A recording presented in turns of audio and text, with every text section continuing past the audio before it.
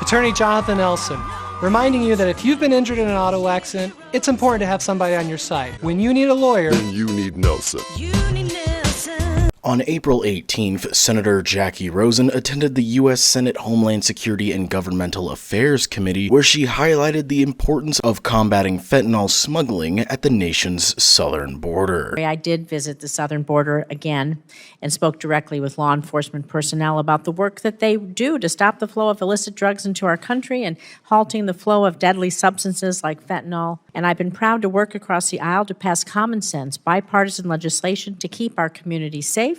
And just last month, I'm proud to say President Biden signed into law the End Fentanyl Act, which I introduced with Senator Scott on this committee, Rick Scott, and Senator Hassan. The End Fentanyl Act aims to help crack down on drug smuggling via requiring the U.S. Customs and Border Protection to update its guidance for drug seizures at least once every 3 years and requires them to be up to date on any and all new substances.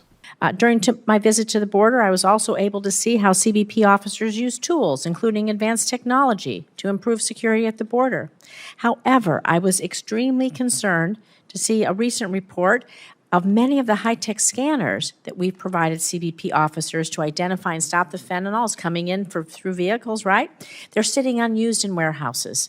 And that's because Congress hasn't provided the funding to install them. She then asked for U.S. Secretary of Homeland Security Alejandro Mayorkas to further highlight the importance of this new technology. Mayorkas says it enables them to quickly detect anomalies in vehicles. Vehicles are the primary means of transporting drugs into the country. They allow our personnel to do other very, very important work. The failure to fund our full use of this equipment really reduces our security posture in our fight against fentanyl. But allow me to assure you that we do everything that we can with the resources that we do have. Senator Rosen additionally highlights the Fend Off Fentanyl Act, in addition to her End Fentanyl Act. I also was a proud co-sponsor of the Fend Off Fentanyl Act. This legislation would sanction drug cartels and chemical suppliers, which you've been talking about, the precursors that come from China, involved in international drug trafficking. Mayorkas then spoke on the Fend Off Fentanyl Act and about how the U.S. is working with different countries in order to stop the flow of manufactured synthetic drugs.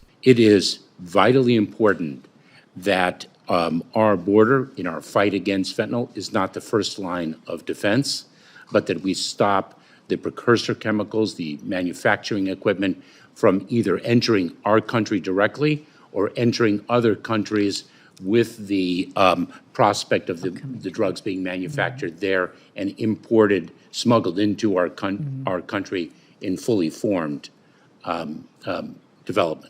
Well, I hope these other fentanyl bills, there isn't blocking on their passage as well, because it's important to all of us.